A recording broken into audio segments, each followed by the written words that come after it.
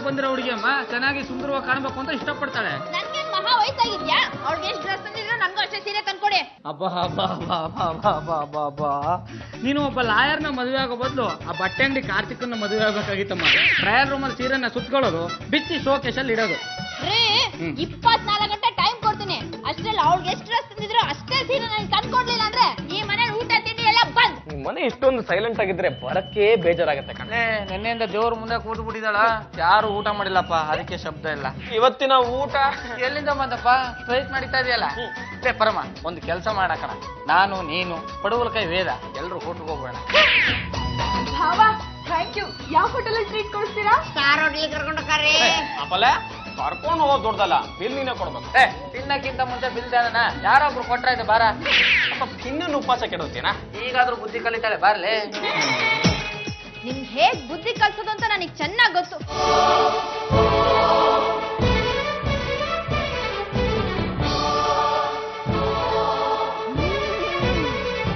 ನಾನ್ ಯಾರು? ಜಲದೇವಿ. ಈ ಹುಲು ಮಾನವನಿಗಿರೋ ಅಹಂಕಾರ ಬೇರೆ ಯಾರಿಗೂ ಇಲ್ಲ. ನಿಮ್ಮನ್ನೆಲ್ಲ ಈ ಜಗತ್ತಲ್ಲಿ ಸೃಷ್ಟಿ ಮಾಡಿ ನಾನು ತಪ್ಪು ಮಾಡ್ಬಿಟ್ಟೆ. ನಿಮ್ಮನ್ನೆಲ್ಲ ಭಸ್ಮ ಮಾಡ್ಬಿಡ್ತೀನಿ. ತಪ್ಪು ಮಾಡಿರೋ ಮನುಷ್ಯ ಭೂಮಿಗೆ ಭಾರ, ಅನ್ನಕ್ಕೆ ದಂಡ. ತಾಯಿ, ನಮ್ಮಿಂದ ಏನ್ ತಪ್ಪಾಗಿದೆ ತಾಯಿ? ನಾವೇನ್ ಮಾಡ್ಬೇಕು ಹೇಳು ತಾಯಿ. ಈ ಮನೆಯಲ್ಲಿರೋ ವೈಶಾಲಿ ನನ್ನ ಭಕ್ತೆ, ಪರಮ ಭಕ್ತೆ. ಗುಂಡು ಭಕ್ತೆ ಆದ ವೈಶಾಲಿಗೆ ಅನ್ಯಾಯ ಆಗ್ತಾ ಇದೆ. ಏನ್ ಅನ್ಯಾಯ ಆಗಿದೆ ತಾಯಿ? ಅವಳು ಗಂಡ ನಾದ್ನಿ ಮೇಲೆ ಮನ್ಸಿಟ್ಟು ವೈಶಾಲಿಗೆ ಮೋಸ ಮಾಡ್ತಾ ಇದ್ದಾನೆ. ನಾದ್ನಿಗೆ ಉಡುಗೆ ಕೊಡ್ತಾನೆ, ಮಡದಿಗೆ ಗಡಿಗೆ ಕೊಡ್ತಾ ಇದ್ದಾನೆ. ನೀವು ಅನ್ನೇಮ್ಮ, ನಾವೇ ಅವ್ರಿಗೆ ಬುದ್ಧಿ ಕಲಿಸ್ತೀವಿ. ನಾದ್ನಿಗೆ ಹೊಸ ಬಟ್ಟೆ, ಹೆಂಡತಿಗೆ ಖಾಲಿ ಹೊಟ್ಟೆ. ನಾದ್ನಿಗೆ ಒಡವೆ, ಹೆಂಡತಿಯ ಬಗ್ಗೆ ಇಲ್ಲ ಗಡವೆ. ಅಂದ್ರೆ ನಿಮ್ ಭಕ್ತ ವೈಶಾಲಿಗೆ ಅನ್ಯಾಯ ಆಗ್ತಾ ಇದೆ? ಹೌದು, ನನ್ನ ಭಕ್ತಿಗೆ ಅನ್ಯಾಯ ಆಗ್ತಾ ಇದೆ. ನಾನು ಬಂದಿರೋದೇ ಅದಕ್ಕೆ. ಗುಂಡಣ್ಣಂಗೆ ಬುದ್ಧಿ ಕಲಿಸ್ತೀನಿ, ಅವನ್ನ ಪರಲೋಕ ಕಳಿಸ್ತೀನಿ. ದೇವಿ, ಕಾರ್ಪೊರೇಟರ್ ಬಂದಿದ್ದಾರೆ, ಹೋಗಿ. ನಮ್ಮ ಏರಿಯಾಗೆ ನೀವು ಬಂದಿರೋ ವಿಷಯ ನನಗೇ ಹೇಳ್ಬೋದಾಗಿತ್ತು. ಚೀಫ್ ಮಿನಿಸ್ಟರ್ಗೂ ಯಾಕೆ ಹೋದ್ರಿ ತಾಯಿ?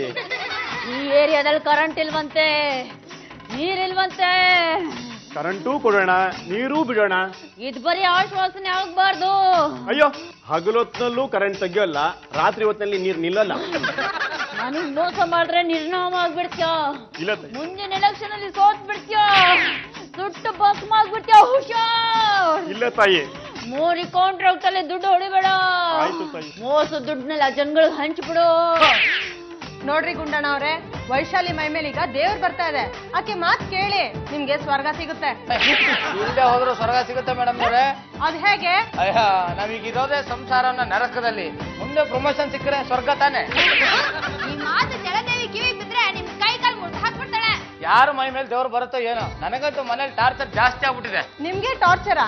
ಹೆಂಡತಿರೋ ಸಂಸಾರ ಮಾಡಕ್ಕೆ ಇವರೇ ದೇವರ ಕೂತ್ಬಿಟ್ರೆ ಪಾಪ ಎಲ್ಲಿಗೆ ಹೋಗ್ತಾನೆ? ನೋಡಿ ಮೇಡಮ್ನವರೇ, ನಾನು ಇನ್ನೊಂದು ವಾರ ನೋಡ್ತೀನಿ.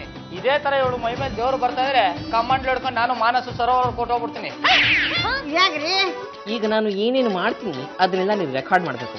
ಆಹಾ, ಅವರ ಕಣ್ಣನ್ನ ನೋಡಿದ್ರೆ ಅವ್ರು ನಿಜವಾದ ದೇವಿ ಅಂತ ಅನ್ಸತ್ತೆ. ನಾನು ಈಗ ವೈರ್ ತಗೊಂಡು ಹೋಗಿ ದೇವಿಯ ಮೈ ತುಂಬ ಸುತ್ತೀನಿ, ಆಮೇಲೆ ಸ್ವಿಚ್ ಹಾಕ್ತೀನಿ. ಅದಕ್ಕೂ ಮುಂಚೆ ಅವರು ದೇವಿಯನ್ನ ಮೈ ಮೇಲೆ ಬರ್ಸ್ಕೋಬೇಕು. ಆಗ ಈ ವೈರ್ ಸುಟ್ಟೋಗ್ಬಿಡುತ್ತೆ. ಮೈ ಮೇಲೆ ದೇವಿ ಬರಲಿಲ್ಲ ಅಂದ್ರೆ ಅವರೇ ಸುಟ್ಟೋಗ್ಬಿಡ್ತಾರೆ.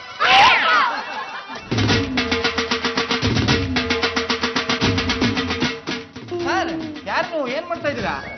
ನಾನು ಸೈಂಟಿಸ್ಟ್ ಫಾರ್ಮಾ ಪಾಶ್ಚರ್. ದೇವಿಯ ಮೈ ತುಂಬ ಕರೆಂಟನ್ನು ಹಾಯಿಸಿ ಇವರ ಶಕ್ತಿಯನ್ನ ಜಗತ್ತಿಗೆ ತಿಳಿಸ್ಬೇಕು ಅಂತ ಇದ್ದೀನಿ. ಪ್ರಪಂಚದ ಭೂಪಟದಲ್ಲಿ ನಿಮ್ಮ ಮನೆ ಕಾಣಿಸುತ್ತೆ. ಇಲ್ಲ, ನಾನ್ ದೇವ್ರಲ್ಲ. ಮತ್ತೆ ನಿನ್ನ ಮೈ ಮೇಲೆ ದೇವ್ರು ಬರ್ತಾ ಇತ್ತಲ್ಲಮ್ಮ. ನೀವೇನು ಬಟ್ಟೆ ತಂದ್ಕೊಡ್ತಾ ಇದ್ರಲ್ಲ, ಆ ಕೋಪಕ್ಕೆ ದೇವ್ರು ಬರ್ಸ್ಕೊಂಡೆ ಅಷ್ಟೇ. ಹೌದು, ಸುಳ್ಳು. ಒಂದು ಸಲ ಕರೆಂಟ್ ಕೊಟ್ಬಿಡ್ಲಾ? ನೀವ್ ಯಾರು ಇಲ್ಲಿಂದ ಹೋಗಿ. ನಾವಿಷ್ಟು ದಿನ ದೇವರ ತರ ಕೂತಿದ್ದು. ಹೇಳಿದ್ನಲ್ಲ, ನನ್ ಗಂಡು ಬುದ್ಧಿ ಕಲ್ಸೋಕೋಸ್ಕರ ದೇವಿ ಆದೆ. ನಾನು ಅಷ್ಟೇ, ನನ್ನ ಗೆಳೆಯನ ಉಳ್ಸಕ್ಕೋಸ್ಕರ ವಿಜ್ಞಾನಿ ಆದೆ. ಪಾರ್ವತಿ ಪರಮೇಶ್ವರ ಮಾಡೋದೆಲ್ಲ